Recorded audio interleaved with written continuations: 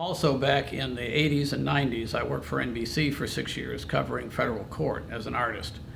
And one of the trials I covered was the Michael Donald civil trial. Now, Michael Donald was the last African American lynched in the United States. I hope to God he's the last one.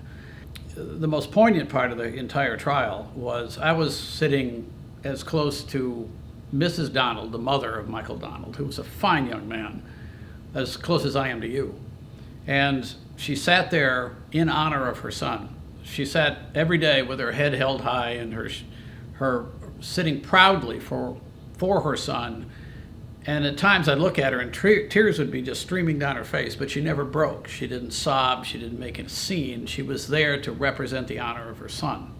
Tiger Knowles, who was one of the people that beat her son to death and then hung him from a tree, there was no way to tell he was even cognizant that Mrs. Donald was in the room.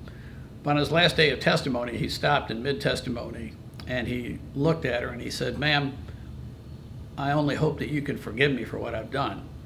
And without a second's hesitation, she said, "Young man, I already have." And there was not a dry eye in the courtroom, including mine. Very, very powerful. If there's a higher symbol of Christian forgiveness than that, I don't think it exists. But right now, with what you're seeing, all of these terrible things that are going on now, is a faction of America that would love to return us to those times.